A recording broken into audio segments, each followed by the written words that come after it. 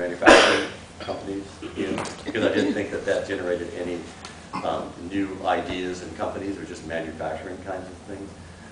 If I had to list the things that I think are most important is obviously money. We don't have a venture capital infrastructure here. We're not on the trade routes for venture capitalists that come through. At Mentor, talking about luck, we happened to connect with the Venrock person that we happened to meet.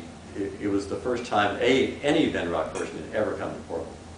And we just happened to be there to meet with that person, and it happened to kind of work out. But because they'd invested in us, then they were coming here every month, and they were looking at other kinds of things, and they did other kinds of deals. One of them did photon kinetics, one of them did Sequent, and there were other smaller ones that they did. So the whole money thing, and just figuring out a way to be in front of people, and having the contacts with more people coming through. It would be good to have some more local venture capitalists that are it's interesting though, Tom, because with all due respect to the comment, I would argue there's no entrepreneur here deserving of money right now who's not getting it. I'm saying the last part again. That there is no entrepreneur here in town now deserving of money who's not getting it. In high tech, forget drugs. Yeah, and that's a little hard for me to say because I don't talk to those people or look at them. But I would say that in 1981. Oh, completely different. But if in 1981, if you had looked out there and you'd seen Tom Bruggere, you would have said the same thing. Yeah, well, it's an interesting thing. I think that the economics of building a company in Portland have finally played to our favor.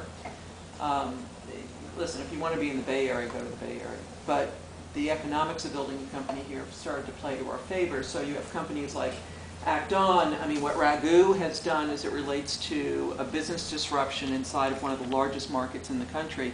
He had no problem getting money from the Bay Area up here. If I speak of another one of my companies here, Elemental Technologies, same thing. No money getting money up here. There are many people in this room the same way. But it has changed only in the last couple of years. And it's some of it's economics, but even before that, a lot of it has to do with the economics of building a company here, and it being software only now, it costs a lot less. In addition to all the good things. So it's been a slow ride to make the change, but I think that the change I'm a little bit of an economic Darwinist when it comes to those kinds of things. We didn't raise money in Mentor, we didn't raise money in Portland. Yeah. And in some ways, I don't want this to be controversial, but in some ways, and I really saw this particularly in the dot-com boom.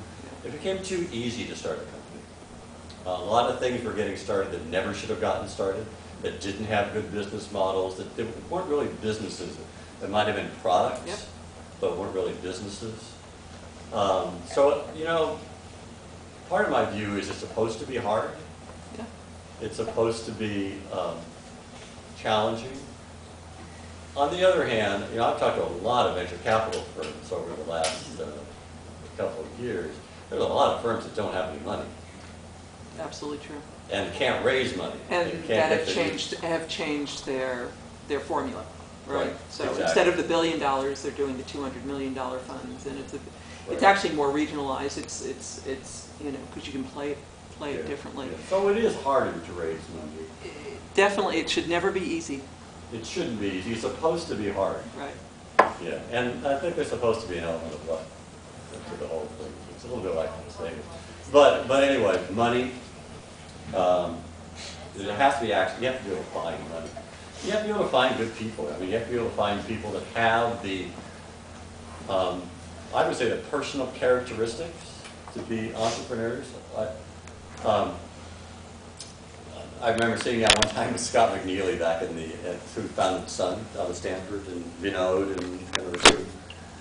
And he was telling me the story when they were all at Stanford, and I think in the business school, and he was like the manufacturing person, and Vinod was like a finance person, and I forgot the name of the guy who was the technical person that signed Bill it. Andrew.